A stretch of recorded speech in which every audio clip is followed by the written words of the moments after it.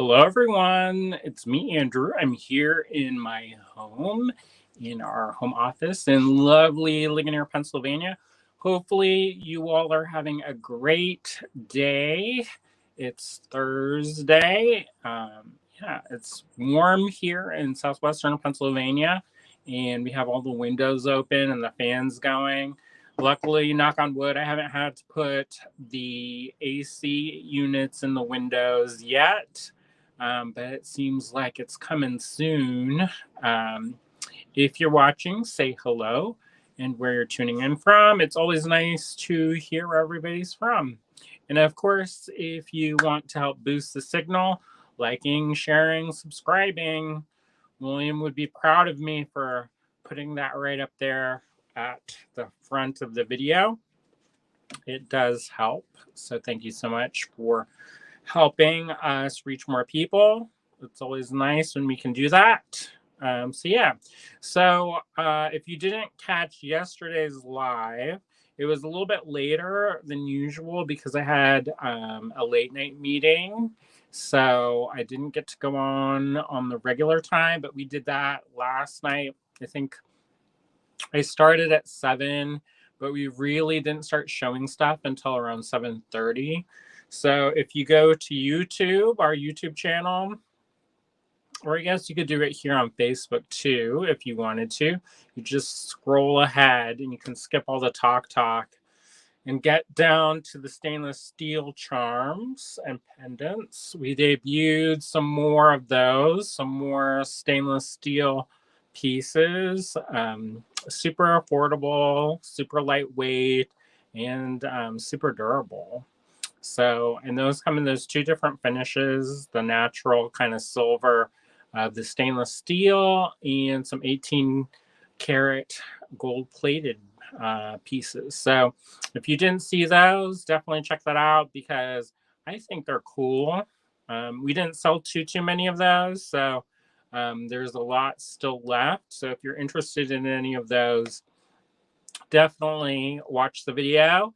Send us an email with your favorites, the ones that you want, and maybe William will send you an invoice and for what we have available, and get those out in the mail. So that would be super nice. Oh, hi, Melanie. It's been a while since I've seen you on here. Yeah, we've been super busy as usual. We're getting ready to go to the opening of a show that one of my pieces is in. The show's called We Are Here, and it's at the Metals Museum in Memphis, Tennessee. And so we're getting kind of all the logistics ready for that. So cleaning the house and making sure that there's people to watch the cats and come by, and everything around here is all set up for that, that there's food available and all that kind of business. And then also booking the hotel. It's a good thing. I talked to one of the people at the Metal Museum today on the phone, and she was just kind of, touching bases. And I'm going to do a really a quick little presentation about my piece that's in the show. And so we talked about kind of the logistics of that, but I also asked her where to stay, because there is a hotel that's right next to the Metal Museum. And we were like, oh, well, that's right next to it. And then the reviews were like kind of mixed, So, and by that, I mean the less than favorable, a lot of them. So I was like, well, we were thinking about this place because I've been to Memphis and we've spent a little bit of time there, but not enough to like know our way around. So anyway, I was like, so should we stay there? And she's like, you could, but I wouldn't. So we found an Airbnb in this cute little neighborhood. So hopefully it's actually cute and it's not like, how sometimes the pictures are better than they are in reality, you know? So, because I've been to places where the pictures look super charming, And then you get there and it's like, you know, a little bit horror time. But, sometimes it doesn't matter. And we're not going to be there like a lot. So, anyways. So I see a couple people have started watching and tuning in. Barbara's watching. Hey, Barbara. What's the name of your new business? Didn't you just launch a new business? Um, Let us know what the name of your new business is. And hopefully we'll send people over to like and support you as well. The rising tide. Harry's watching. Hi, Harry. We ordered our first flat piece of your artwork.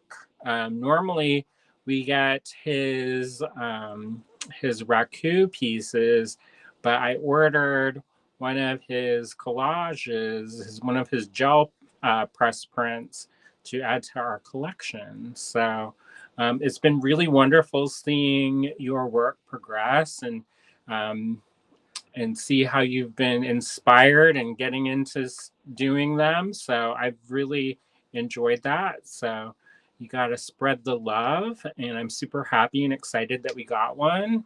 I know just where we're gonna put it, so that's pretty cool. I have to get a cool frame though. That's the thing, is I have so much artwork that I have to frame, and framing is probably one of my least favorite things about hanging artwork. So, anyways, so I'm excited for that. Norma's watching. Hey, Norma. Michelle's watching. Hey, Michelle. Um, Melanie says, I loved your squiggle necklace. Gorgeous. Oh, thanks. Thanks. I saw Cheryl made her version, which was pretty cool. If anybody else makes any, I'd love to see. I love the idea of taking the techniques that we show and share and mixing and matching. And because a lot of the things we show are more I don't want to say beginner, but they're more accessible in the sense that I did a tutorial a while ago, and I went through and I was so excited about it, and it had all these tools and all this stuff. And somebody said, I would love to do that, but I don't have the disposable income to drop on hundreds and hundreds of dollars worth of tools. So it's cool, but I'll never really do that. So after that, it kind of had a really profound impact on the way that I think about the lives, because after that, uh, William and I both grew up without a lot of money, so we know what it's like to have to do without. And one of the things that was important to me is to make these lives a little bit more accessible. So we've been trying to focus on things that are beginner friendly, things that you can use with your own stash, things that don't cost a ton of money, or ideas that you can reuse or repurpose things that you already have and kind of reconfigure them in different unique ways. So that's one of the things that we've been thinking about. Sometimes we do show like new products and do things like that, but for a lot of like the tutorials and stuff, we've been trying to be mindful of creating opportunities for people to incorporate beads and use them, and not have to necessarily have to buy all the time. That's probably not the best business strategy, you know, but we're doing it, so we'll see how that works. But anyways, Susan's watching. Hi, Susan. Lorraine's watching. Hi, Lorraine. Harry says, thank you so much for that. Well, I'm glad that we could do it.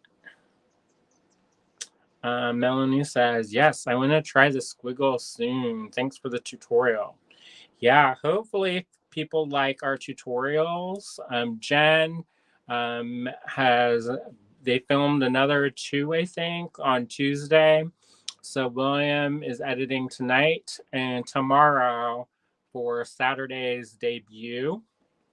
Saturday, if you're in the area, if you're in the southwestern Pennsylvania area, I guess close to West Virginia and Maryland, also parts of Maryland and parts of West Virginia.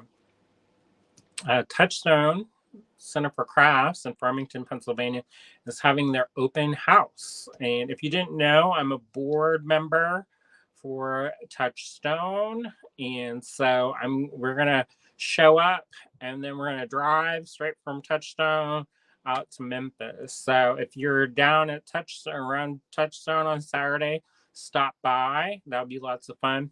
I've been listening all day to Hello June, which on Apple Music, because they are going to be the performers this year. So it's pretty exciting. I like the music too, so I'll have to.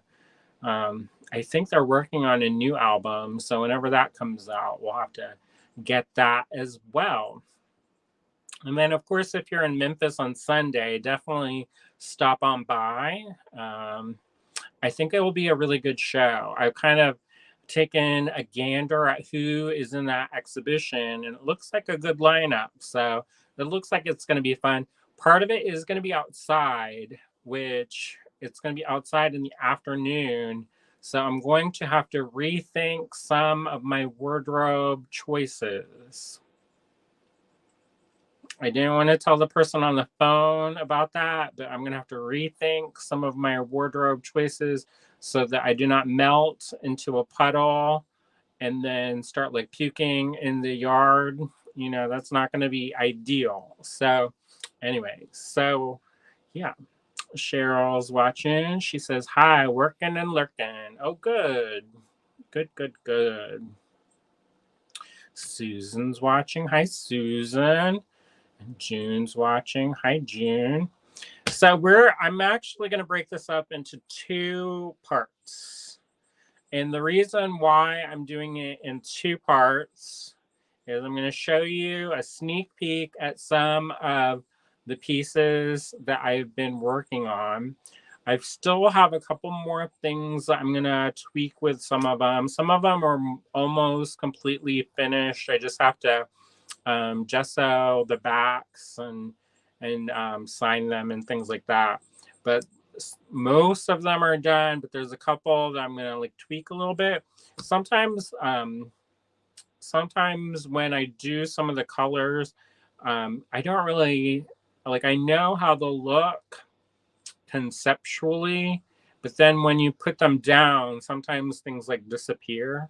So then what I like to do after is take a little bit of paint and like adjust some of the highlights and some of the shadows and some of the iridescent layers to like push and pull things and pop things forward or push things back. So I play around with things right up until about the time that they leave the house, or at least until I hand them over to William and he takes pictures and puts them online. Once they go online, I don't mess around with them because I don't want people to be like, hey, I bought this and it looks different. So I don't like that. So for me, I like to work on them until I can't work on them anymore. And so the original idea for the Storyteller collection is I was taking a class with the wonderful Elizabeth Brim, who is an awesome blacksmith. And so she's just amazing. And I had such a wonderful, profound time. I was super lucky to get a scholarship from the Society of Inclusive Blacksmiths. And that helped offset some of the expenses of taking that. But one of the things I realized is that if I don't practice and I don't practice regularly, I'm just going to lose it. You know, it's like one of those things, use it or lose it.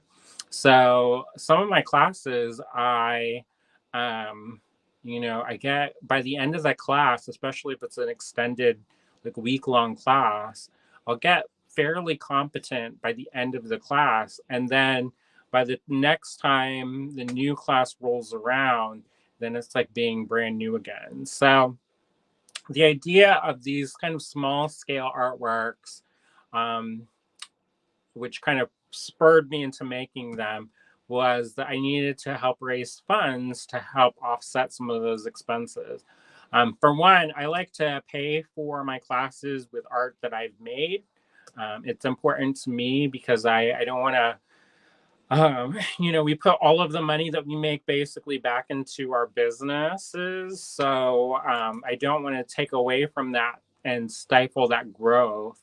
And I know that my kind of artistic education is important too, and it feeds into that, or could feed into that, into the businesses. But for the immediate short term, I like to make something and sell something, and then I can put that money towards classes or equipment or tools. So that's kind of the why of how those started. And then so I started making them. And then I took a class with Stephen Yusko at the Center for Metal Arts in Johnstown, and took a little bit of a break because, you know, it's hard to do that when you're working all day and then working all night playing catch up and then trying to paint in the evenings too. So yeah, so I've been working on these in the background for the last week or so, week or two. We also went to Touchstone for the Snag Symposium, the Snag at Touchstone event, and so I was presenting there. So I didn't really get a chance to work on things while I was there. But yeah, little here and there, here and there, here and there. So anyways, I'm going to show that. That's the first part. And then what I'm going to do is I'm going to go off camera, and then I'm going to head down to the cottage and kind of get that all turned on and situated. And then we'll do a little tutorial using some of the steel that I showed last night. How about that? I think that would be fun. Anyways.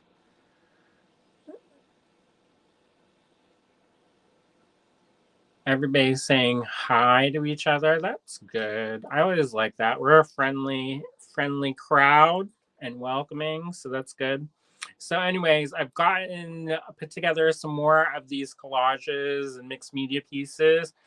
So this is going to be a kind of a quick one. Nothing's really for sale yet. When I finish them, I'll hand them off to William and he'll put them online.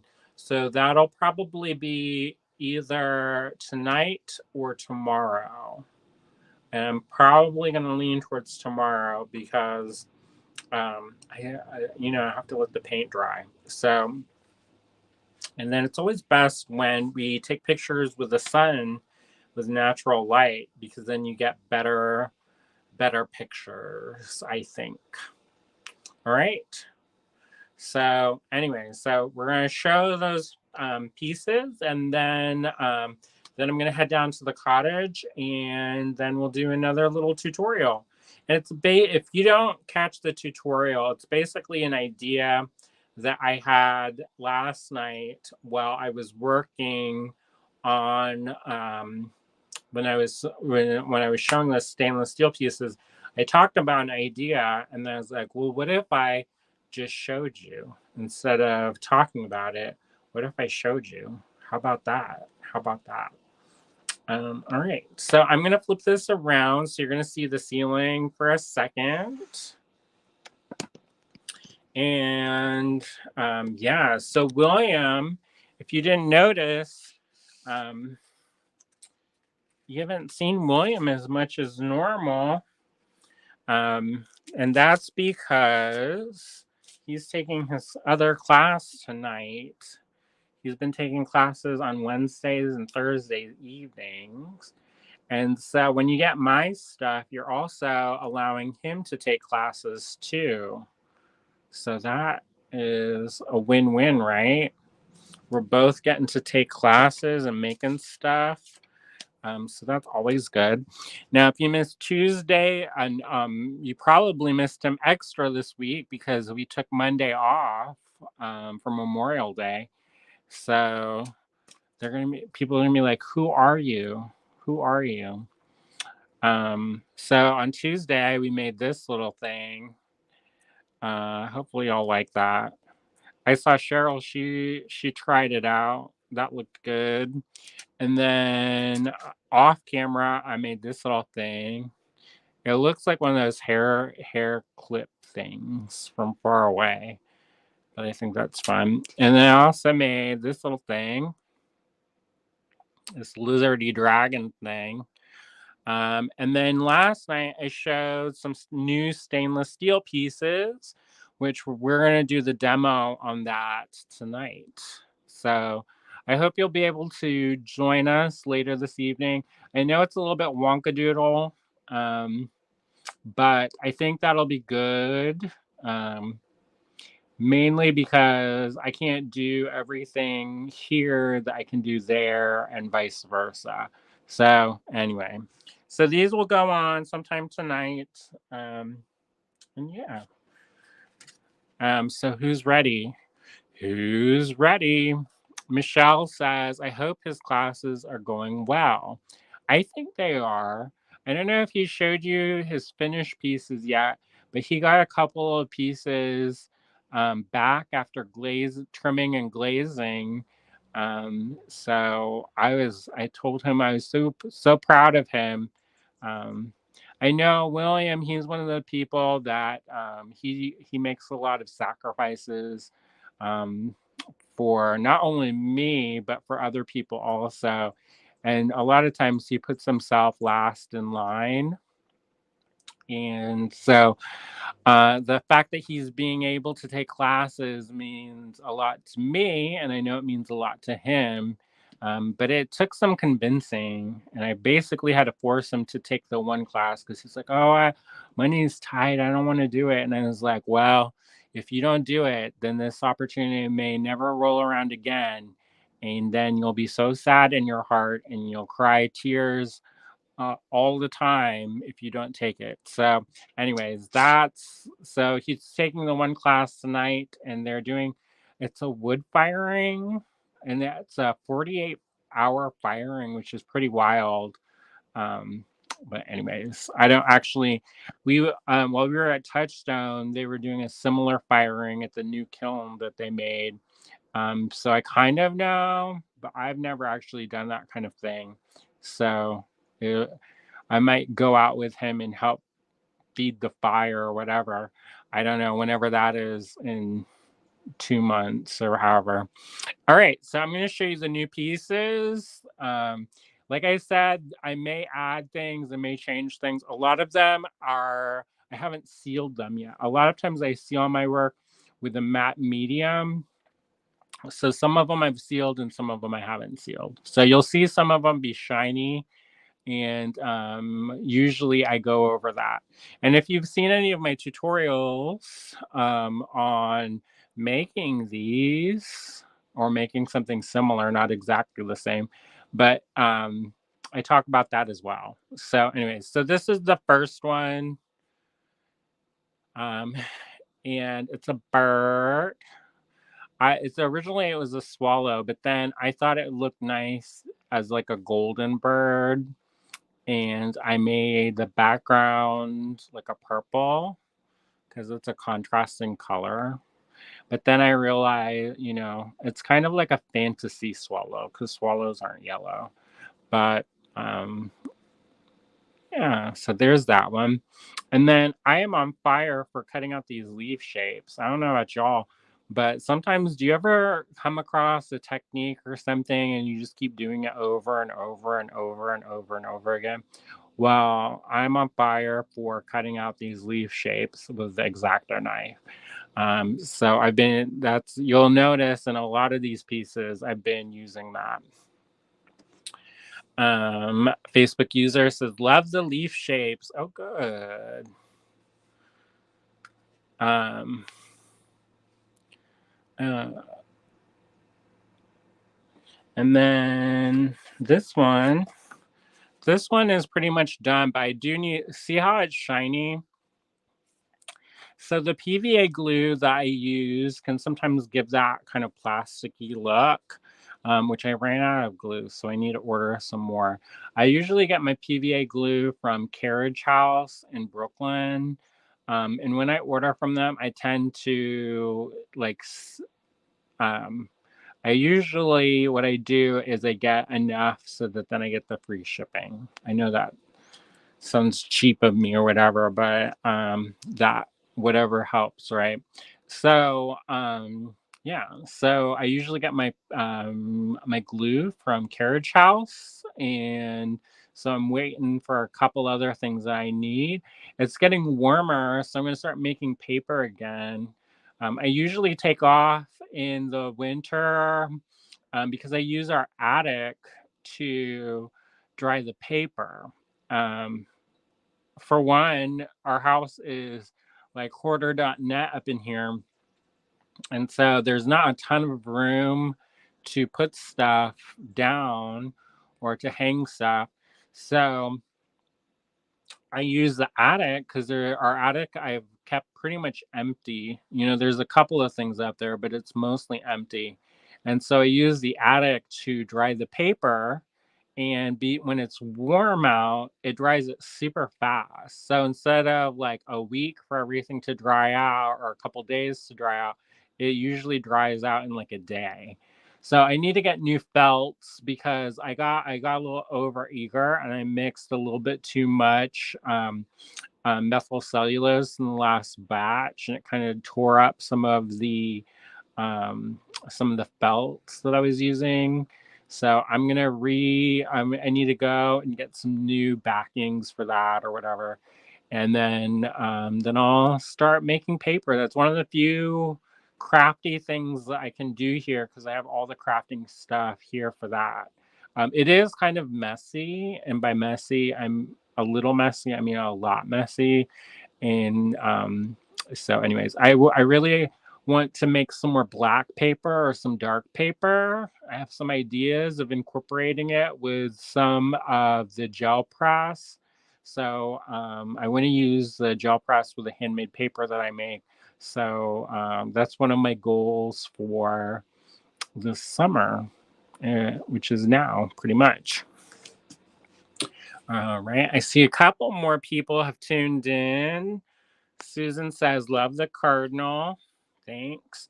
There's a cardinal couple that has moved in, and they taunt the cats and stare in the windows, which is kind of weird, but there's a male and a female cardinal, and they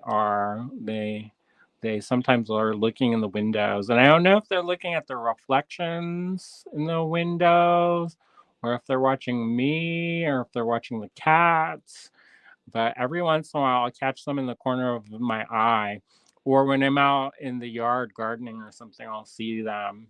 I love cardinals and I love that pop of red. So, yeah. So there's that one. Bonnie's watching, and Teresa's watching. Bonnie says, I would love to learn how to make paper. It's not super hard. Well, I shouldn't say that. Depending on what kind of paper you make, it's not super hard. You just need a blender and a screen, basically, and somewhere to let it dry.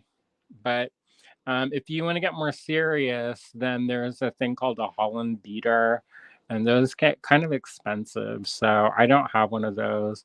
I want one. I found one online, but it's like $2,000 in upstate New York, and um, we have other things that we're trying to fund. So it's a blender for me for at least a little while longer.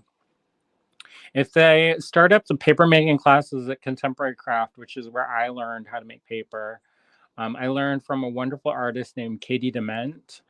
And if they start those up, then I'm going to try to book time on the Holland beater and get a bunch of pulp made and get some 5-gallon buckets and have it in the machine, because you can do a lot more because the beater is a little bit more industrial and it has a grinding, like kind of macerating kind of motion instead of just a chopping motion. So I can do plant fibers and all kinds of stuff, and I can do more instead of doing them in such small batches because you can burn out a motor in your blender pretty quickly and easily, which I've done a couple times, which kind of is terrible, but whatever. And then yeah, so hopefully I'll be able to get that done at Contemporary Craft when they start those back up. All right. So this one is next, and it's a praying mantis. It's funny because they actually do these kinds of dances. So I thought that was pretty cool.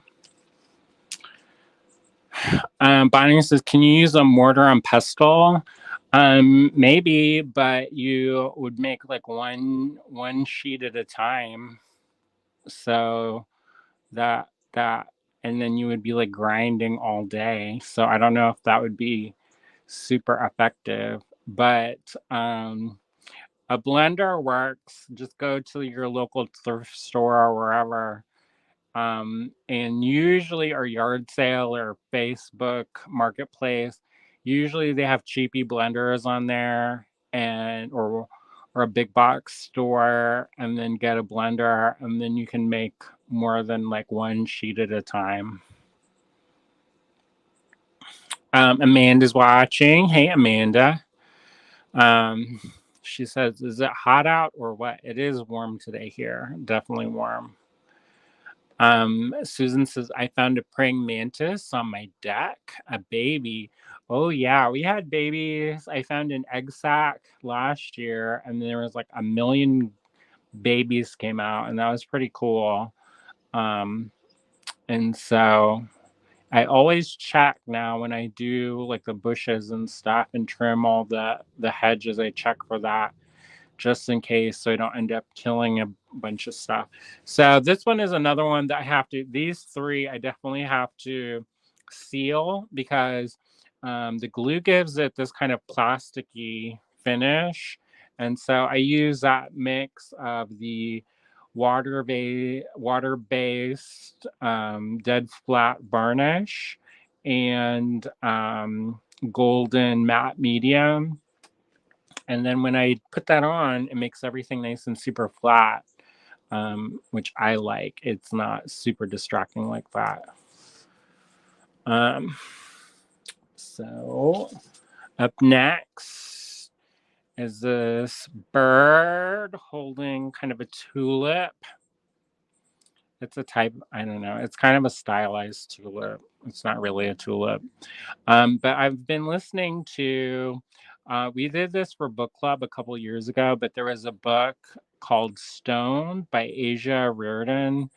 And the book is all about kind of like the obsessions of gems and how they played a part in history, which is pretty cool. I I liked it. I thought it was a pretty good book. Um, Very inspirational. Of course, it made me want to buy stuff. Like I was like, I want that. She tells me about these things that toppled economies. I need that in my life. Or this thing is basically worthless, but it's sparkly. Anyway, so for the Alleghany's Metal Collective, they started a book club up, and that was their book. So it's been a couple years since I have listened to it. So I wanted to refresh. And one of the things that they talk about is the tulip craze in Holland, and I think the 1700s. I can't remember exactly, but it was all about kind of like economies and bubble economies, and they were trading for tulips, and like the tulips would go for like these crazy amounts of money. And I guess they had, what caused the tulip bubble to pop was they had a tulip bulb auction, and it was in a neighborhood where there was an outbreak of the Black Plague. And so nobody went to the auction because people didn't, they understandably did not want to get the plague. So they didn't go to the auction because there was an outbreak of the plague.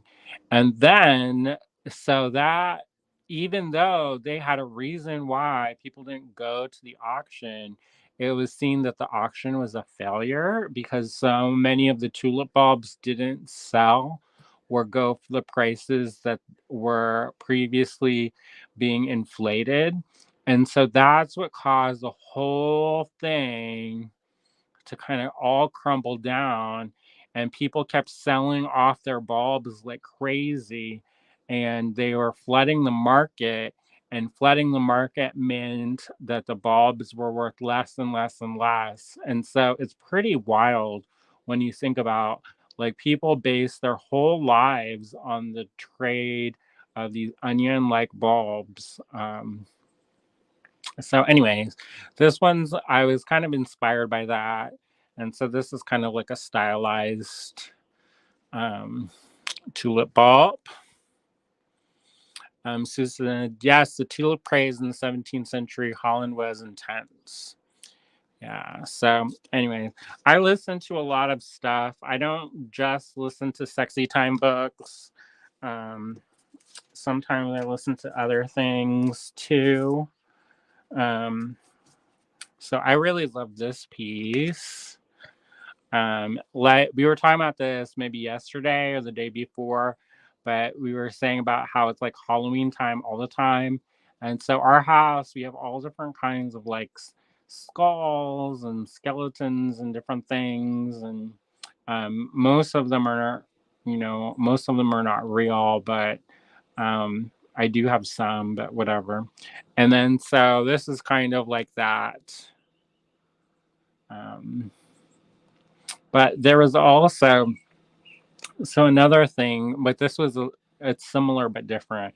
When we lived out on the 90 acres when we first moved here to Pennsylvania, I used to have people come over and they would take classes in my house, and so that sounds kind of weird, but um, that's before we had the store, and it was mostly just people who I was friendly with anyway, so it wasn't like stranger danger time. I mean, some of them I didn't know super, super well, but anyway. So we did a metal clay class out in the house, and afterwards, people would walk around the property, and stretch their legs, and so one of them, there at the creek, there was a creek that ran on the property, and there was a skeleton, and it kind of looked like this, but a different animal. And so she skid down on her butt in the mud to go get that part of the skeleton, and she couldn't even get it all. But anyway, so that was pretty amusing. Um, and I saw her recently when we did a show in Pittsburgh, and we were laughing about that. And she's like, "Do you recognize me?" And I was like, "Yeah, I recognize you." But anyways, so that one's gonna be new, or is new. And then this one. So I love morpho butterflies. This is not exactly a morpho butterfly, but I cut all these little kind of cells out. And I've been thinking about doing some plicature. I was down in North Carolina at the ECU symposium, Amy Roper Lyons was doing a presentation, and so she talked about her plicature work. And one of the things that she does, which I thought was really fascinating, is that she designs a lot of her stuff on the computer using CAD, and then has it printed out. The wax is printed out, and then she has them cast, and then she fills in those cast cells that she designs on the computer, which I thought was pretty cool.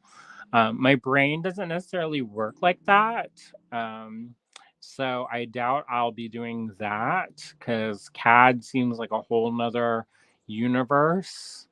Um, But I did see somebody demonstrating how to make a ring out of cad, and it didn't seem as impossible as I thought. I just think it's one of those things that you just have to practice at a lot, and I just don't have time for that. So, um, I think that would be something that William would be really good at.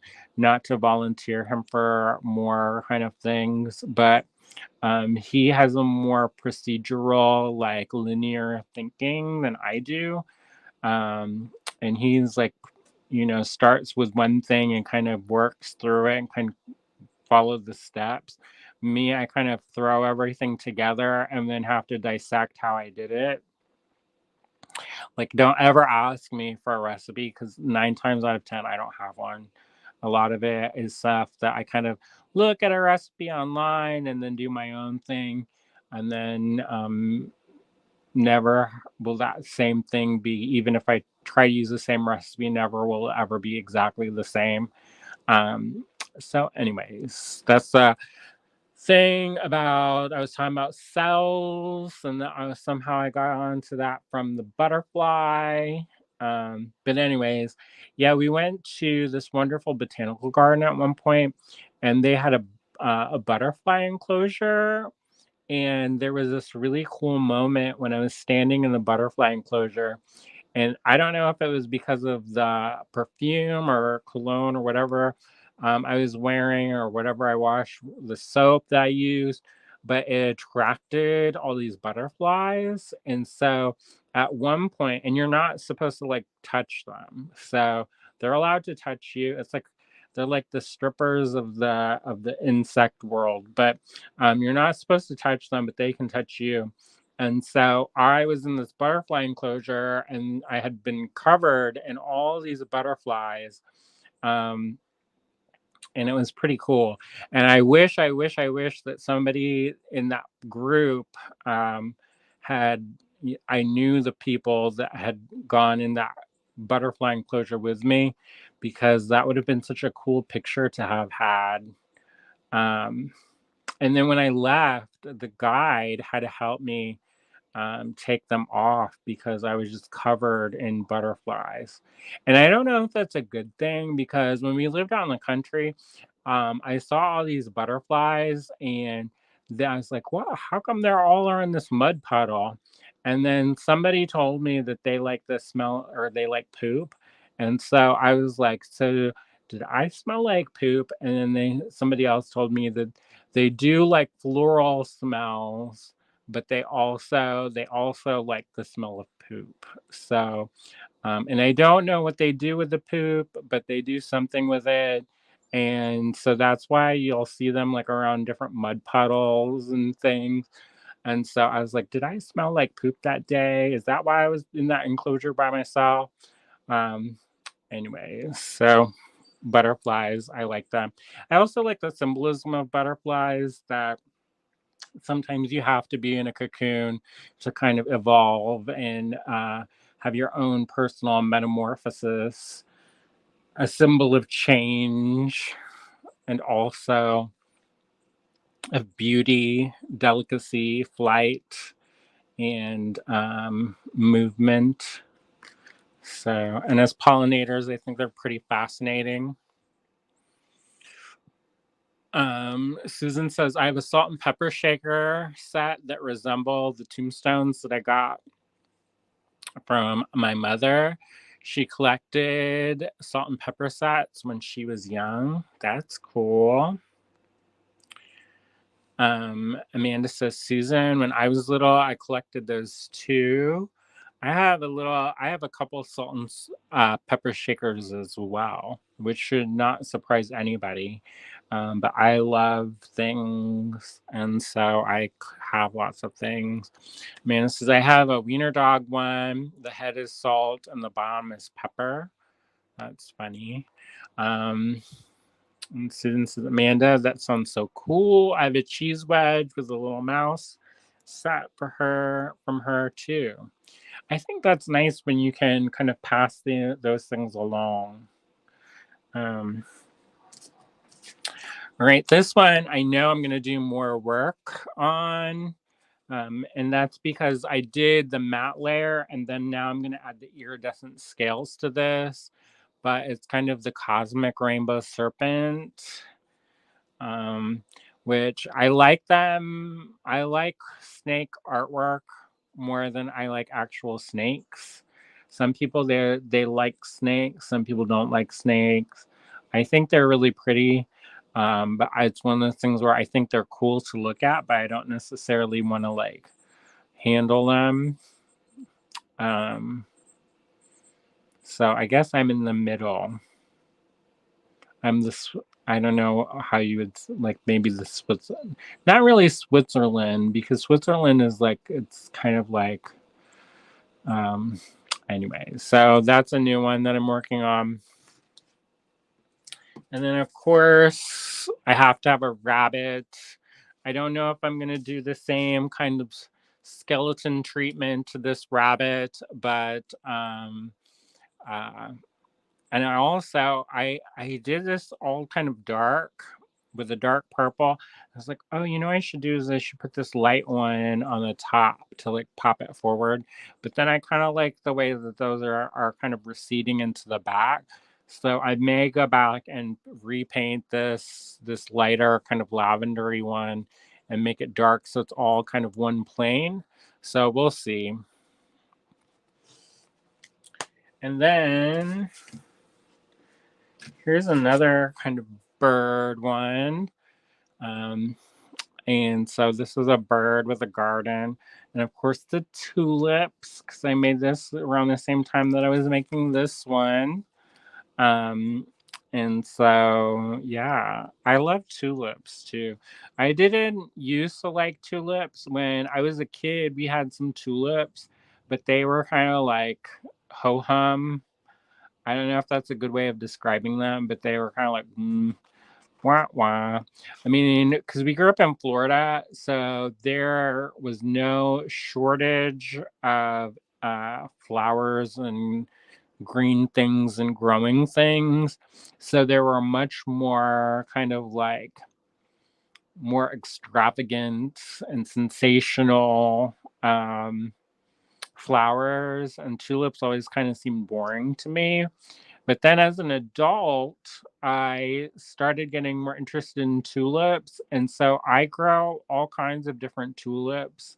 And I love, there's one called Queen of the Night. And it's like a black tulip, which is pretty cool. I love those ones. And then I also have some double tulips, which are, they almost look like peonies. They're so heavy that you're supposed to stake them because they have a tendency to fall over. They're so top heavy, they're so flowery. But I rarely do. So there's all these kind of like drooping tulips in my front yard. And then I also love the parrot tulips, which they come in these really wild colors, which I think are so cool. There is one that we have that's kind of like the citrusy orange with these streaks of kind of a magenta pinkish red color. And then it's tinged with kind of this ivory white and has this blushes of kind of a grassy um, yellow green. And so it's such a unusual combination, and I just love it. And so, anyways, I have an appreciation for tulips now. The weirder, the better. So maybe I'm going to become one of those tulip crazed people. And also, I like the ones that come back. Sometimes you get the ones and they bloom one time and then they're done, but I love the tulips that come back. Mainly because I don't like to mess around with having to dig stuff up. Like one year, I grew dahlias and I just love them. And I didn't know that at the end of the season, you had to dig them up and then dry storage them. And so I didn't know that. And so they all rotted over the winter in the ground and none came back. But I don't think that I'm a dahlia person. Like some people, they are not afraid to like plant it and then dig it up. if I plant it, that it's like that's going in the ground, it's gonna stay in the ground. So I don't know. I don't feel too bad because I got them in at the Botanical Society. We're in one of the oldest botanical societies in Pennsylvania, and they have a plant auction that we haven't gone to for a couple of years, which is probably for the best. But um, anyway, so we got there's this person who grows dahlias, and they had so many bulbs or tubers at the auction that they were selling them for 50 cents a bag, like a Ziploc sandwich bag. And so I got so many, and I probably spent like 20 bucks, and I was like spoiled for riches with how many dahlias I had.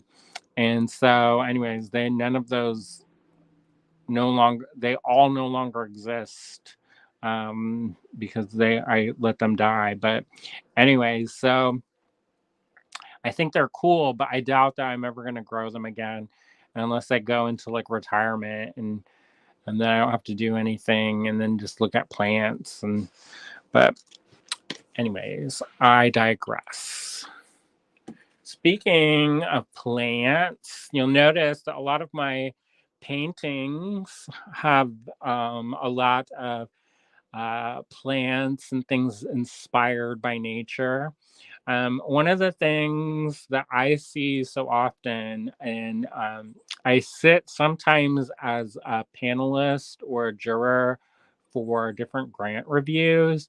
And so I read probably a million, not that many, but a lot of questions from art or answers from artists about what their inspiration is. And I can almost guarantee I with great certainty that at least one, if not more, will say I'm inspired by nature. And then they just leave it at that. And generally, I hate to say this, but I usually rate those lower unless they explain why they're inspired by nature and what that nature is, and more kind of be more specific about it. Because, and the reason why I say this is because it's kind of like an assumption that everybody knows what nature is. And that's not always the case. There's people who come from inner city background, and their nature is very different than somebody who lives in a pastoral landscape. So that kind of assumption that everybody knows exactly what you're talking about is not necessarily. I don't know. I don't I don't usually score those as high as I do if somebody's more specific. Now, if somebody's more specific and they say, I am inspired by the forms in nature and the symmetry that can be found, or the colors, or the stones, the color palettes of the stones, or how this affects this. And one time I had this experience when I found this rock, and it you know, was glowing in my eye, and I stopped and on my bike and I went and grabbed it, and that changed my life. That I think is more of an intriguing kind of like story or explanation of what inspires somebody. But anyways, I am inspired by nature. And by when I say that, I am oftentimes intrigued by botanical folklore and the relationship of indigenous knowledges of plants with people and their kind of surroundings. So you'll see a lot of times I will pull color palettes from nature. I learned a lot of my color theory from having a garden and planting things and taking notes from nature and doing kind of illustrations in my idea books as I go out on nature walks. So that's the cautionary tale. If you're going to apply for a grant, explain what you mean by your inspired by nature.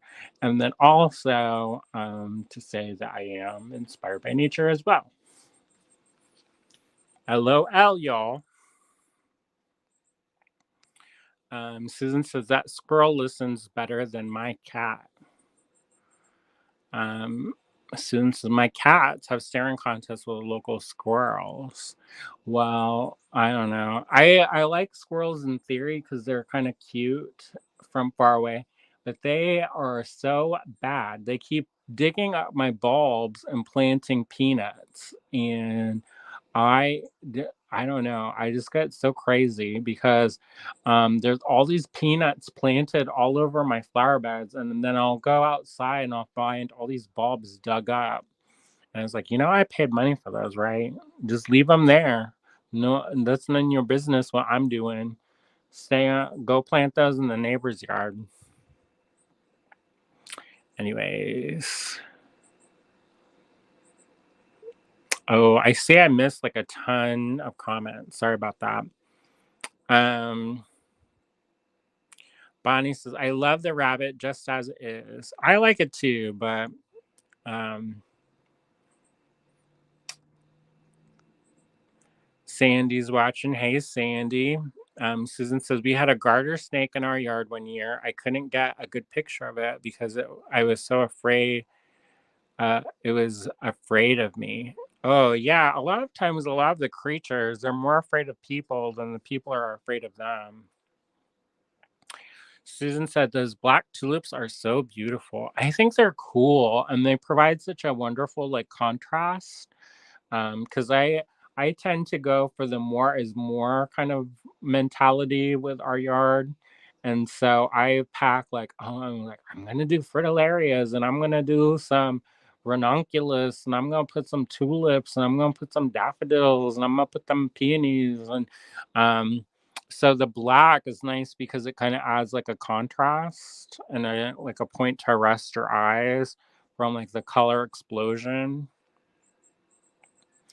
I mean, it says, I used to have a very deep purple, almost black tulip, but the little menaces dug them up and made off with them. And Lorraine says, I have never had luck with tulips. You might have to just depends on where you are and what your drainage situation is.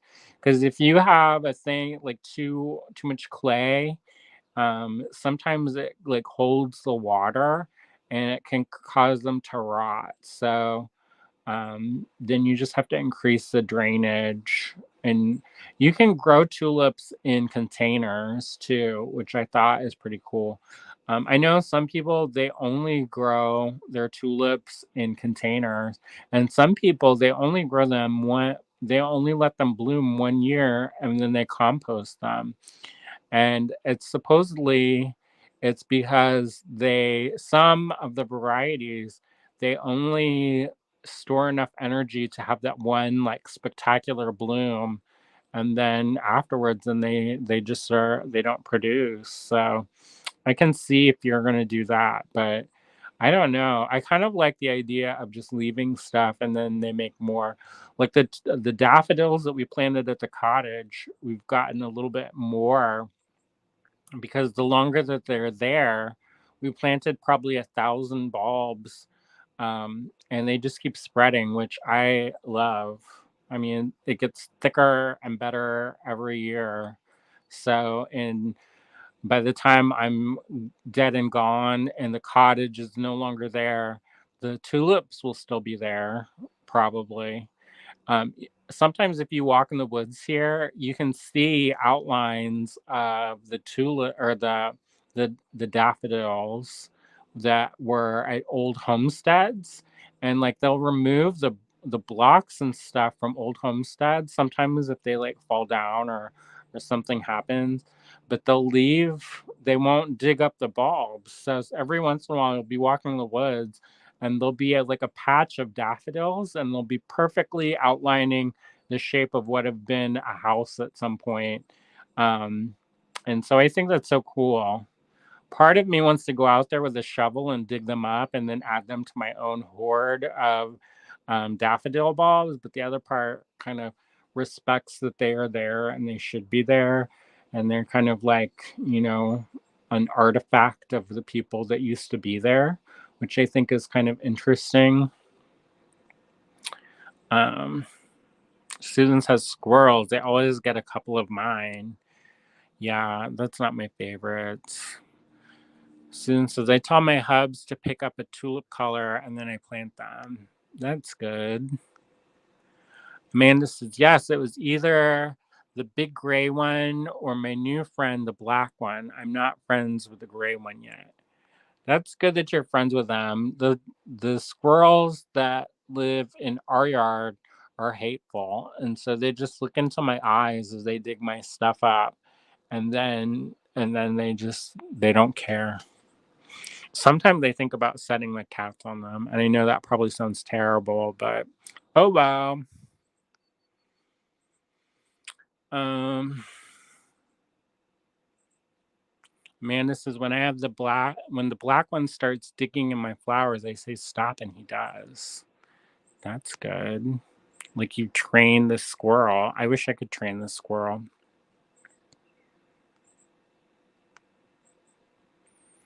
Some more squirrel talk.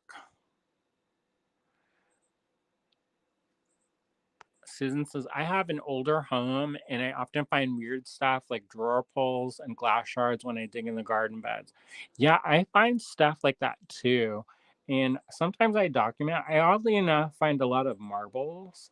And so we know who lived here before us. And they're like, yeah, we never played with marbles. But I guess somebody did at some point because I keep finding marbles around the foundations.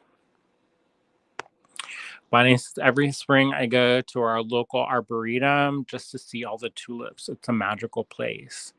Yeah, usually in our town, and not so much after COVID, but before COVID, they used to spend a lot of money on the bulbs here.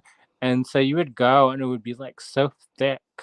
Now they kind of do it, but it's not as impressive as it used to be.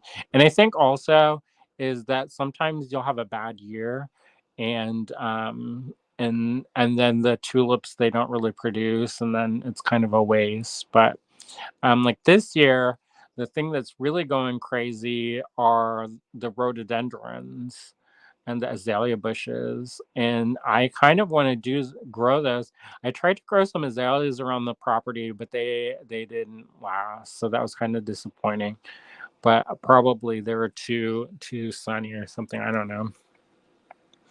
Anyway, so the next one and the last one of this bunch that I've got is this one. Another inspired by nature kind of one.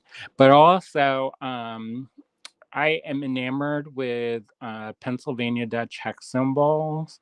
And when I was driving out to get the Ventikiln, there was a couple places along the road where they were selling them. And if I wasn't on a table, I would have probably stopped because it looks so cool. There are all these like handmade signs and stuff.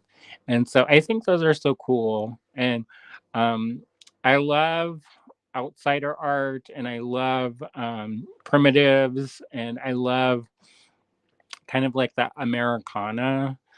And I guess it comes from my grandma and my mom. They were both really into quilting. So um, and when I was little, boys were not allowed to sew. It was you had to go with the men folk and maybe you'd go fishing or whatever. Generally speaking, you would sit in front of the bait and tackle shop and drink sodas and talk about stuff. And then they would say, oh, you're not allowed to know about this. So close your ears. So you just sit there and look at the cement. So I wanted to go to the sewing circle, but I wasn't allowed because I was a boy. And so my grandma, was not going to have any of that. So she snuck me in and I don't know how useful this was, but she snuck me in and she hid me underneath the quilt because they had a sewing circle. And so one of my earliest memories is of these hands working the quilt and seeing the needles going up and down through the thread or the fabric and how the light kind of came through the different squares and shapes of of cloth, and it was like a being kind of like seeing a rainbow of color above me, and I was pretty small at that point. And then so then I would go and I would like sneak, and she had a little kit set aside for me, and I would do it myself. And so at one point when I was in college, I used to make these art quilts, which were if she saw any of those, she'd be like horrified because they were very poorly made. And I was mixing things like silk that I dyed myself with like jersey fabric and all these things that you're definitely 100% not supposed to mix. And there was all this like hanging and bunching and stuff. And if she saw them, she'd be like, "Oh, hun, that looks like a dog chewed it up." But I think she would have been happy in the fact that I was kind of carrying on that legacy. And my mom, she actually was super super. She's still pretty skilled at like sewing and doing things like crochet and fiber arts. And um, anyway, so when we were little, they used to have a business selling quilts. So it was called Fancy Handmade Quilts. And so we lived on this road that was pretty busy.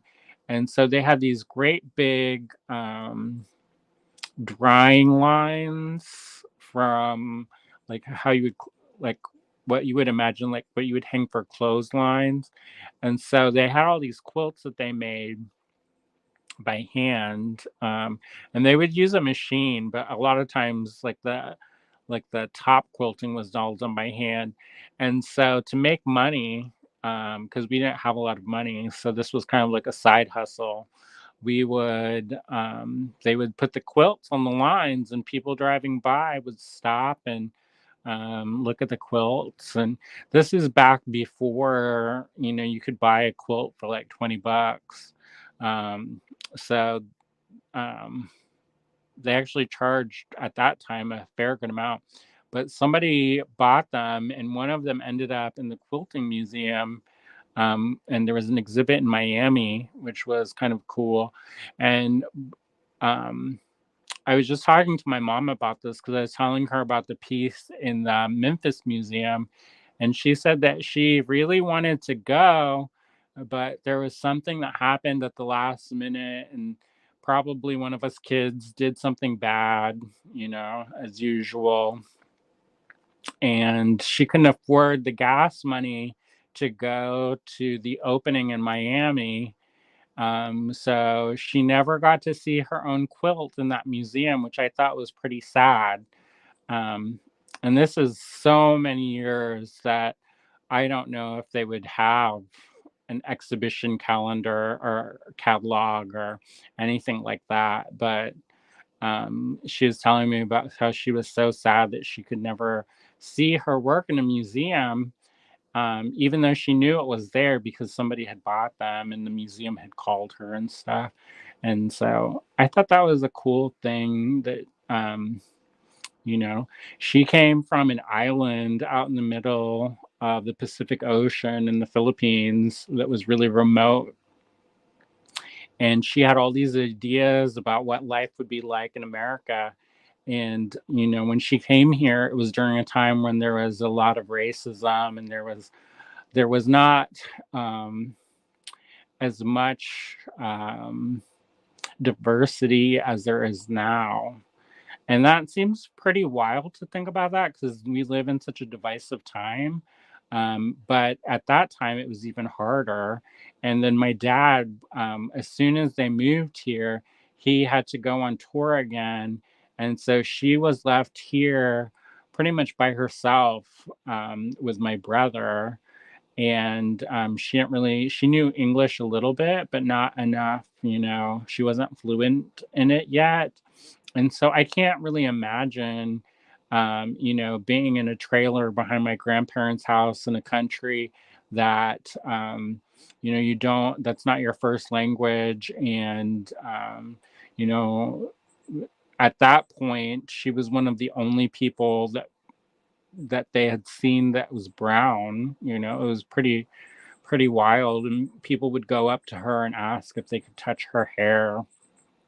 And if, that's the benign things that they would say or do, but it just would be kind of, I don't know. I think it's one of those things where when I think about her having her work in a museum and how she was so proud of the fact that the thing that she made um, was being presented in this place that was kind of like, it's like the wildest dream in the sense that, you know, she grew up with so much poverty, and they had one dress that like, and it wasn't even a fancy dress, but the her and her sisters had a dress and it had a hole in the butt of the dress, and so people, when they would share the dress, people would call her hole in the butt, as her nickname, which she did not like. But anyway, so I think it's one of those things where a lot of those stories and the things that, I think a lot of those stories have a way of reoccurring in my work now,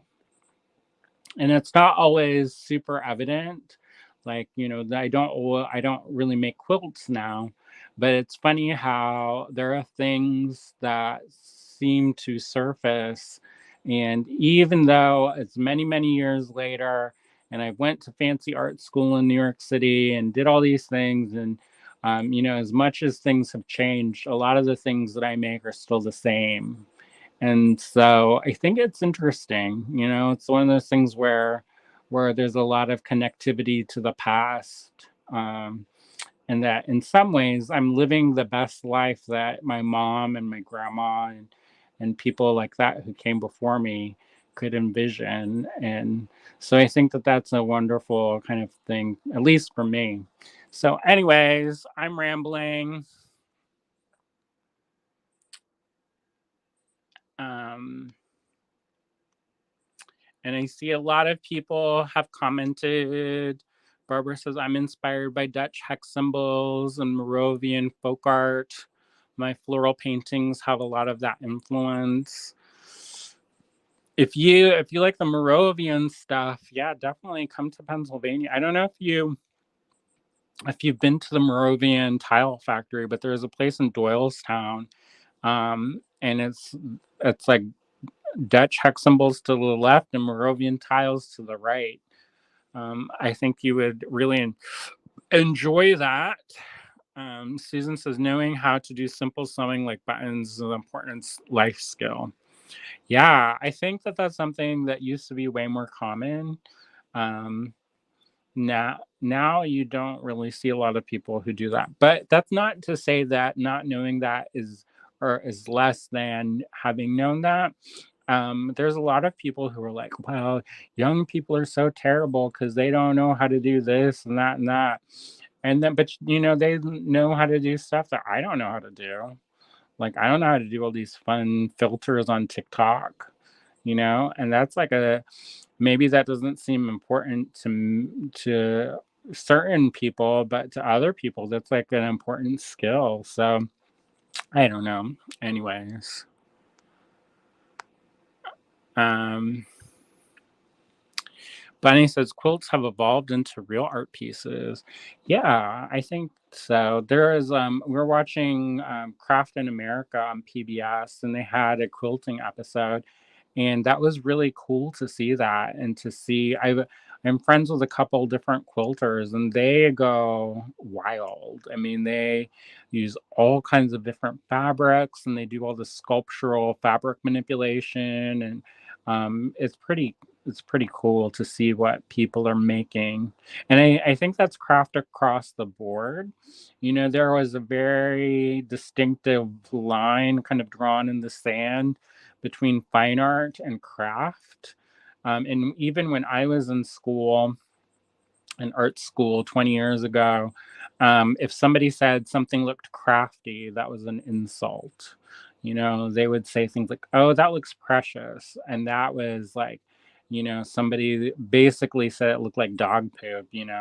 But that was because I worked with a lot of like hard edge geometric kind of abstractionist, and everybody was super serious, and they read all these essays and theorists and stuff, and two blue squares meant this and that, and the rising economy, and all these very serious subjects. And so if somebody said that something looked crafty or if it looked precious, it was like a big snub. But nowadays, you see those lines blurring so much, where there are things that are very much steeped in the history and lineage of craft. And I think it's such a wonderful thing where all of these different ways of making and these diverse voices are finally kind of, getting their due and getting their moment in the spotlight and getting recognition for things that, previously they wouldn't have had the opportunity. When I was in school, I was really into representational kind of fantasy and surrealism. Like I really love Remedios Veros and Lenora Carrington and Frida Kahlo and a lot of like the Mexican surrealists.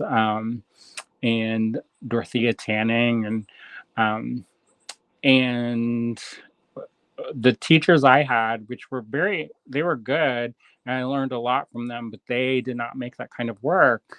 And so they tended to steer me more towards minimalism and even conceptualism or very, very geometric abstraction.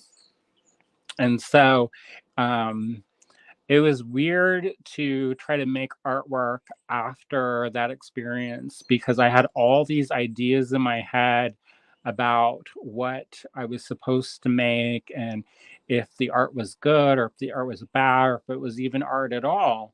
And so I think in some ways I had to forget some of those things.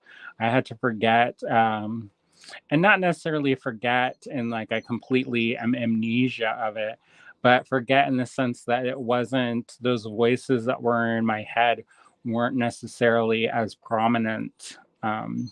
And so I have only recently, within the past maybe 6 or 7 years, started painting again, and having a regular practice of making artwork.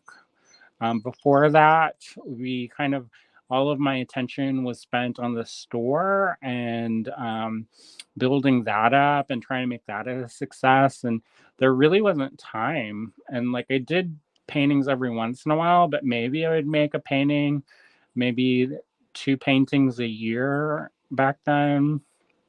Generally, if I needed something for a fundraiser, I would make a painting. But now I paint probably um, at least once a week.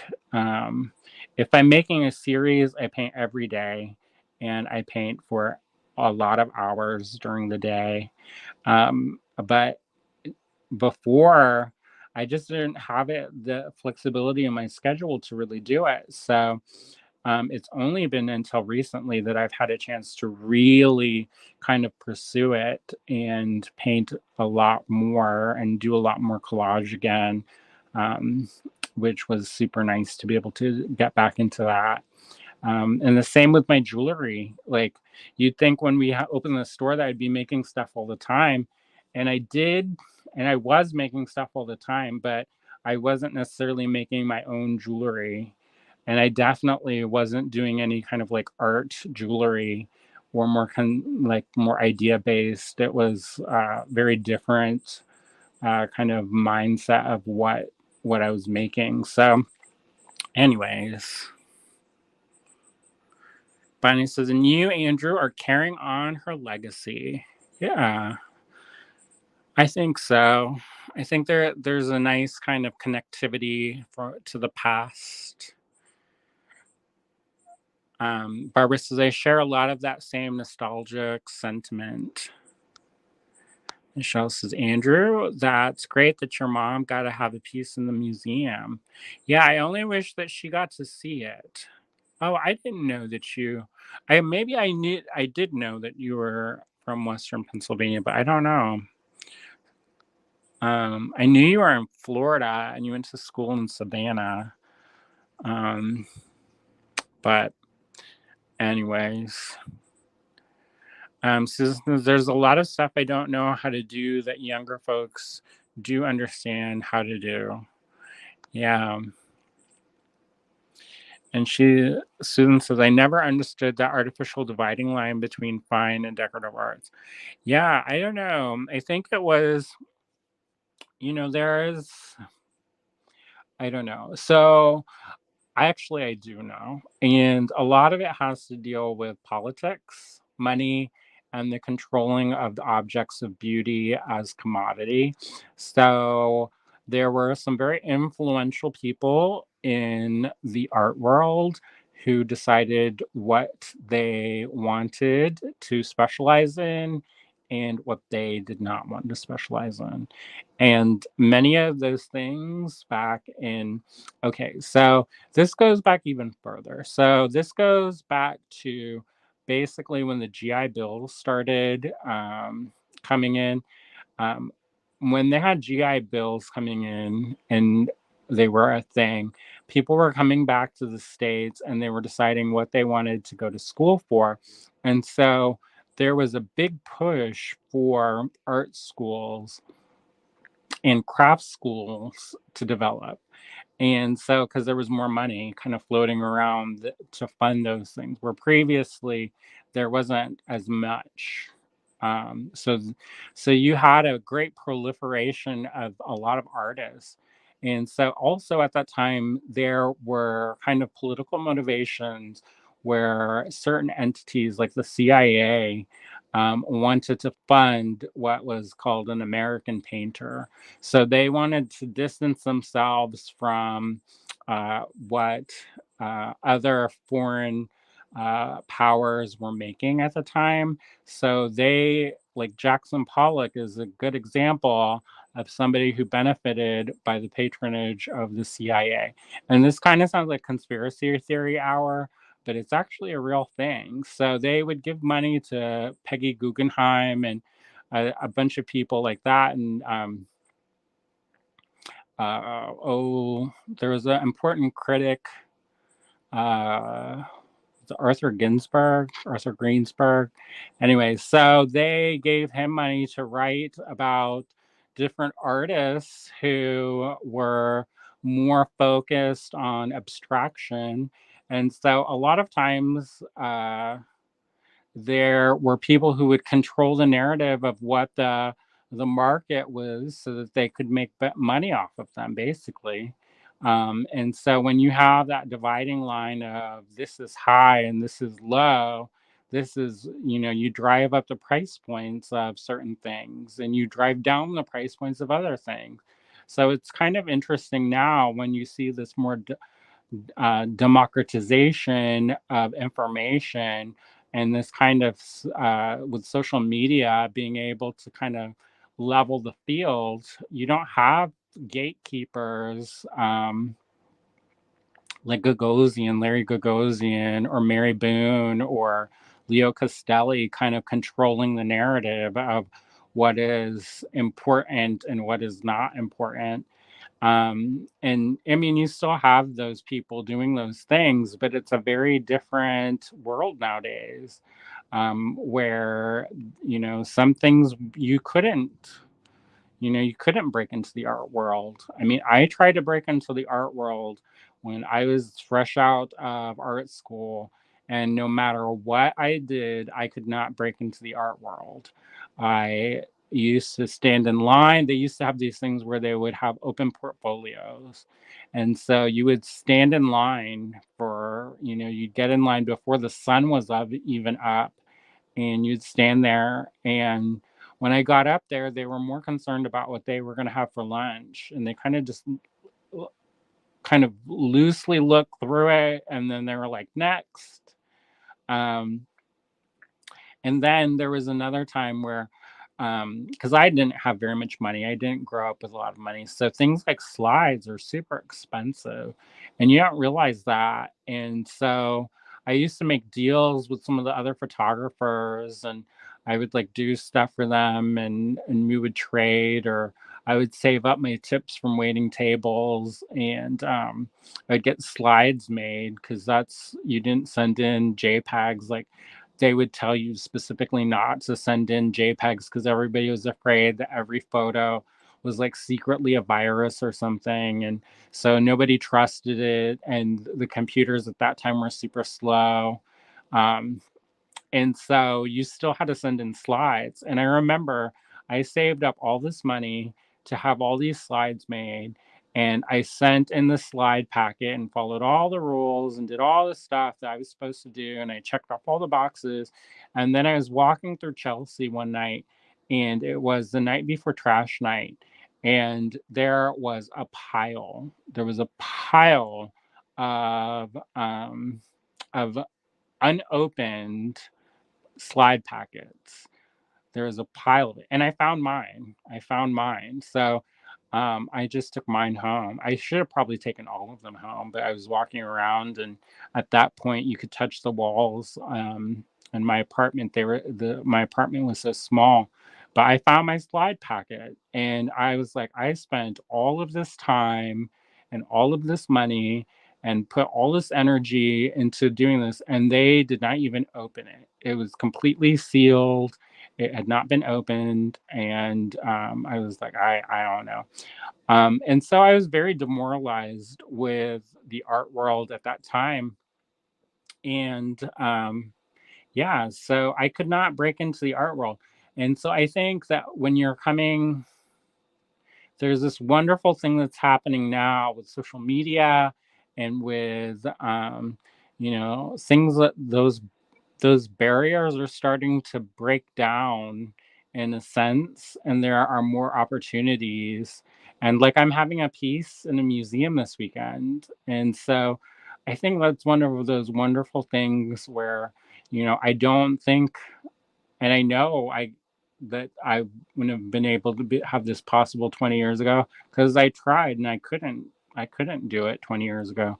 So I think that there's something wonderful about the fact that, finally, after all this time, I'm finally starting to get some kind of traction or movement on my work. And I don't necessarily think that if we had the old system, um, that would be, even possible now. Barbara says, because we were on the cusp of an entire change of how art is consumed. So this is true. Lana says, I often say I'm a crafter instead of a maker. Like, maker as professional. My friend called me out for doing myself down, like insulting myself before someone else could. I've been sitting with that. Yeah, I think that's one of those things where, a lot of us, especially those of us who are dealing with trauma, you know, we put ourselves down before other people can do it. And when I was little, I mean, I love my mom and we got along pretty well. Um, and I admire her greatly, but she had a lot of trauma done to her. And so one of the things when we were little, she would introduce us and say, basically list off all of our flaws. Like, I remember one time, and it was probably pre-adolescent, so I was super awkward anyway. And she was like, he's lazy. She was like, hello. It's nice to meet you. This is my son Andrew. He is lazy. His head is too big. His teeth are crooked, and he has acne.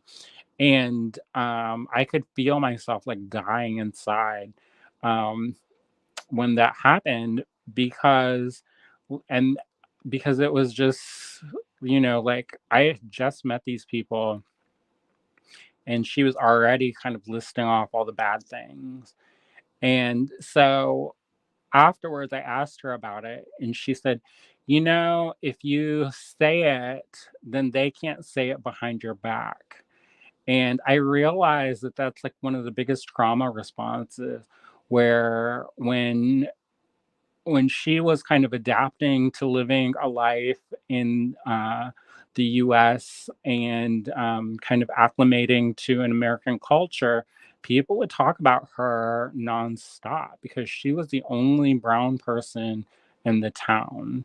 And the things that people would say about her were oftentimes very racist and difficult, and they would make things up, and they would say some of the most horrible and terrible things you can even imagine. And I can see how there was like a sense of strength by claiming your faults before other people could do it for you. So you control the narrative. And, it's hard for me at that time. It was hard for me at that time because I didn't really understand that. Like, I just understood that my mom had just like put me down in front of a group of people that I had never met before. And I was super embarrassed and ashamed of myself, and had already felt kind of weird because I hadn't come out yet, and I still was kind of questioning where I was in my own world, and that was a very different time back then. Also, like when I was growing up, the idea of being gay was kind of a death sentence, because it was at the tail end of the AIDS. Well, it's not actually over. I was going to say the tail end, but it's actually currently still ongoing. It's being managed, but there's no cure, like official cure yet. And so everything in the media was, if you were gay, you had AIDS or HIV, and you were basically going to die. And for a lot of people, that was a very real thing. And so I didn't necessarily want to be gay. And so, because, there was no representation of a gay person of color, to my knowledge, when I was growing up.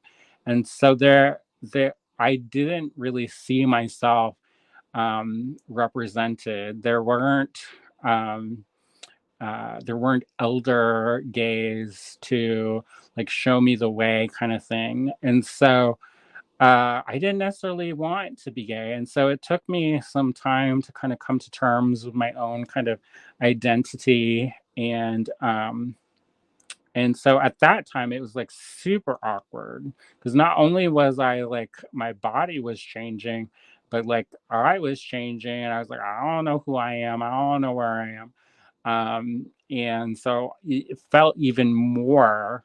And then also the fact that we were in a predominantly white area, and we were definitely not white. My dad is white, but my mom and us kids, we were definitely like the brown people. And so, uh, yeah, it was just a very awkward time. And so, anyways, that long story short is I think it's very common for people who deal with trauma to put themselves down or speak down about themselves or have self deprecating humor because there is that sense of trauma and having to, deal with it. And that's one of the things, is the coping mechanism to hurt yourself before somebody else can hurt you. So, anyways, I don't know if that's how you feel about it, but that's how I felt about it. And still, even though I've done a lot of work on myself, I still deal with that. Susan said there was a time when abstract expressionism was big in art schools. Yeah, I don't think it's as big as as it used to be. It definitely isn't.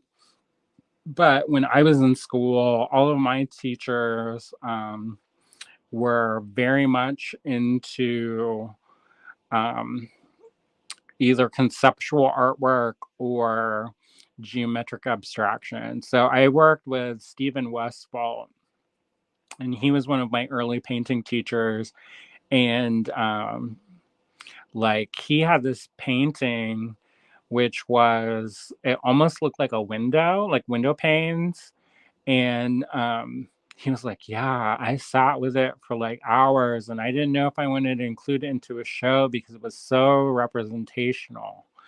And I mean, it was blue squares or blue rectangles on a canvas, and um, it wasn't like, a total rendering. Anyways, I mean, I learned a lot from him, especially about like color and composition and things like that. But uh, it was a different world for sure.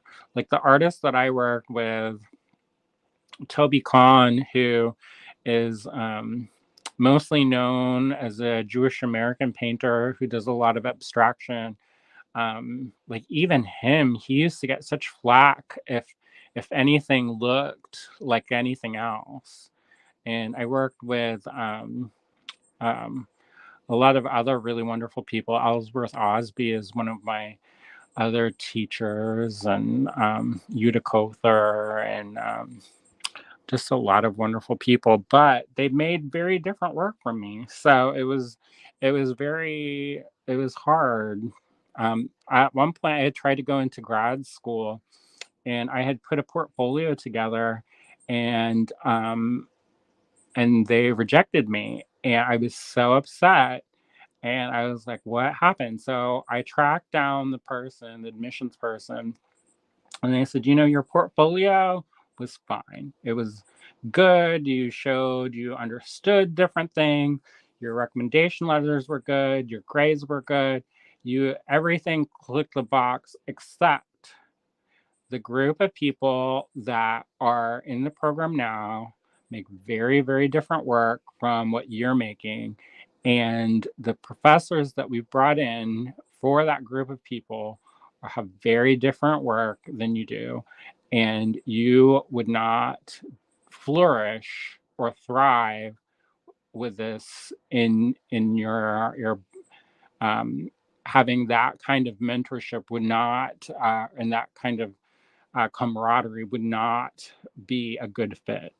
And so that kind of stuck with me because there were times when I thought that I was like the ideal candidate for something, and I wanted something so bad, and I would try so hard to get something, and then I wouldn't get it. And I thought it was something about me that was, I did something wrong or I did something bad.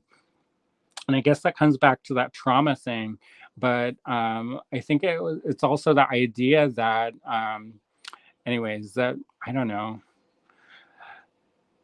that there was something defective or wrong about me. And then as I got older, I realized that sometimes not every opportunity is the right fit. And there's a lot of criteria that exists outside of who you are and what you're trying to do. And sometimes those external forces kind of change the narrative. So whether you want something, we apply for these grants, and sometimes we're so close. We're like in the top 5, and we've applied year after year after year on some of these big ones, and we never actually we never break through. We never break through, and it just is so frustrating. And then, but at the same time, you have to realize that sometimes, you're not the right fit, and there's reasons why. And you kind of have to, that's not to say you shouldn't do these things, you shouldn't keep trying, but at the same time, this is probably really boring because I'm just talking, and I'm not actually showing you anything new. But anyway, so yeah, there we go. Amanda says, now that I'm all grown up, I wish I took art in school as opposed to what I did study. I think that's a common thing. People wish that they could do something different. And what I would say to you is that it's never too late. You're not, you can learn something new every day, and to never give up. I mean, for me, I'm starting a new career basically.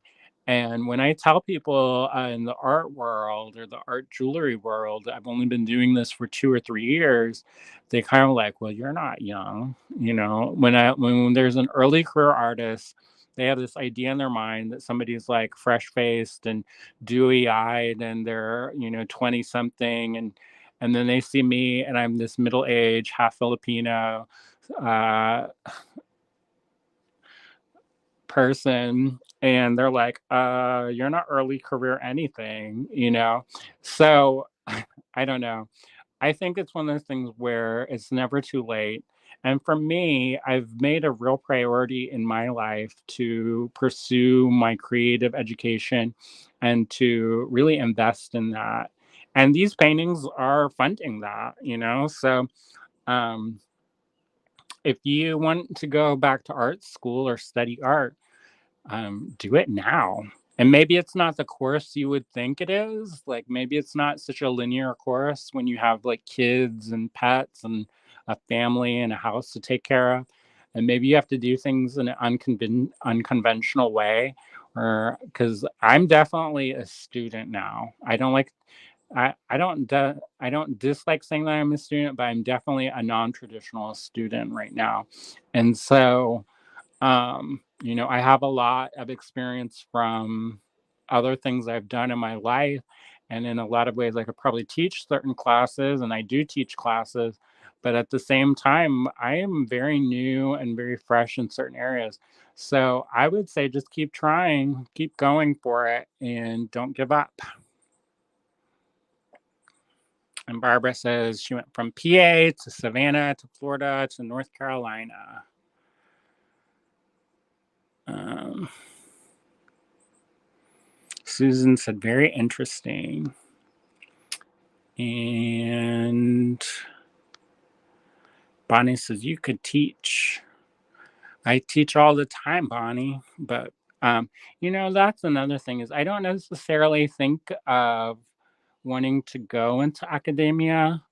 Um, like I feel like there's some people who that's their way. Like they want to go and they want to teach college and they want to do that. But for me, I don't really have a desire for that. So I don't like if I wanted to do that, I would probably go and get my MFA or whatever so that I could start teaching in a collegiate level. But I don't really have that drive to do that. I just kind of want to make what I want to make and be able to live my life and you know. But anyways, Susan says, I think technology has democratized art to an extent. I agree. Susan said, that's disgusting. I don't remember. Who knows what that's about because I can't remember. I've already gone on with this train and I'm just catching up. Um, and Biden says, I can't even imagine that. So maybe that's when it's about the piles of slides that weren't open. Um, June says, I always called myself a crafter, always had a hard time checking off the box that said I'm a professional on forums. Yeah, I think one of my big breakthrough moments was realizing that I was professional. That's how I make a living is the stuff that I make and the stuff I sell. And that was a really big moment for me to realize that because, like you, I had always kind of just like, oh, well, I make jewelry, but I went to school for painting. And so I would always default and almost was almost apologetic about that. But then after 2 decades of doing it, then, what's there to be apologizing for? Bonnie says, thank you for sharing your story. You're a brave person, and I'm learning so much from you. Well, I'm happy that I could share with you. Susan says, no, no, not boring at all. Oh, good. Michelle says, we understand. Oh, good. Bonnie says, not boring, very informative. I feel like I know you better. Oh, good.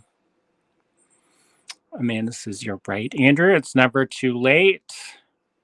And she said, thanks, Andrew. And Michelle says, Andrew, I am from a very mixed family. My brother's dad was Black, and my relatives are different too. We come from all kinds of backgrounds, and we were taught not to see color, but see the person. And I understand that, and I understand the desire for that. There's this idea that there is safety in this love that comes from not acknowledging the differences and just seeing the commonalities. It's like seeing the common ground. However, I think in our society, there are people who very much do see those differences and they are overtly hateful. and they have extreme prejudice. So when we say we don't see color or we don't see the differences in people, um, it comes from a good place, I think, but sometimes it also is problematic in the sense that those differences are a source of strength and a source of power and a source of individuality and claiming of stories and also of claiming the trauma. And I know that that sounds kind of weird, but it's kind of like if you don't address the issue, you never get the solution. So it's kind of like if you have a wound and you say, "Oh, everything's fine," and you don't treat the wound, it just gets worse. So I know that a lot of people come from that kind of idea that there are no differences, but I think a lot of times if we really sit with it, you know, as much as we're the same, we also have very different experiences. And that's not bad. That's actually a good thing. We can learn from each other as teachers and we can learn from each other's experiences and those differences. And so, um, I don't know. It's something that I've been thinking about a lot lately because there wasn't necessarily the vocabulary to discuss these things before. I mean, you didn't talk about gaslighting necessarily, but gaslighting is when you say something like when somebody tells you something's wrong and then you tell them no, it's not wrong, everything's fine, you're crazy, and you undermine their ability and their cognitive understanding of the world around them and kind of pull the rug out from under them in that way. And I'm not saying that you or anybody in particular is doing that, and so I hope you don't take this as like a criticism, but it's just something that it's been in my mind lately of how, there are kind of two camps in this world: the people who don't see color, or they don't see the differences in people, or people who see the hatred in people, and they're both um, difficult in different ways. And so I don't know. I think it's one of those things where it's good to acknowledge somebody's differences and celebrate those differences and acknowledge those. And if somebody comes from a different background, understand that background. We're not all the same. There are very very very different things. I think the goal and the mindset is a good thing. It's a very benign, like, you want everybody to get along and you want there are not to be problems, and by that saying is there's this homogeny. But at the same time, I hope people, can celebrate the things that make us quirky or different, or dance to a different beat, and that's a good thing. We all come from different places, and I think it would be such a very boring world if all of our stories were all the same. But at the same time, um, you know, finding the commonality is a good it's a good it's a good thing, not to want people to feel like they're outsiders, or that they don't have a place. So I think it's a double-edged sword where there's a goodness behind it, but there's also that sweeping of away of certain things. And I don't know. Anyways, I've been thinking a lot about it because of I've been talking a lot in front of groups and doing things like that, and I've had to examine my own story a lot, and the stories of other people who are like me. And there's been a lot of deep reflection around these topics, and I know that's not for everybody. um and sometimes everybody I was recently at a party and they're like, well, I just like to make stuff, I don't actually like to talk about things. And I was like, I can feel that too. So anyways, I hope I didn't make anybody upset. um or, feel like I was criticizing anybody because I wasn't. But at the same time, I think that that's one of those things that as we start talking and developing this vocabulary, it's important to have these conversations that are sometimes maybe difficult because, um, it's easy to think that our worldviews are very much, what they are. But as we discuss with other people who have different stories, we learn about how they can grow and expand and evolve and change. And anyways, so I was going to do a tutorial on this stainless steel, and I'm going to do that. But one of the things I have to do is I have to say goodbye and go to the cottage and get that started. So, how about let's meet up in about 30 minutes or so, unless you're tired of me already, which we've been talking for like 2 hours. So, I would understand wholeheartedly if you are, because I get tired of my own voice sometimes. But we'll go and we'll do that, and hopefully we'll meet up later this evening. And if you can't make it, that's okay too. You can always watch things on the replay. And if you're watching things on the replay now, hello. You probably got more than you thought today from my inner workings of my brain. But hopefully, like I said earlier, it's not super boring or weird. But yeah. So, anyways, thanks so much. I'll see you in a little bit. See ya.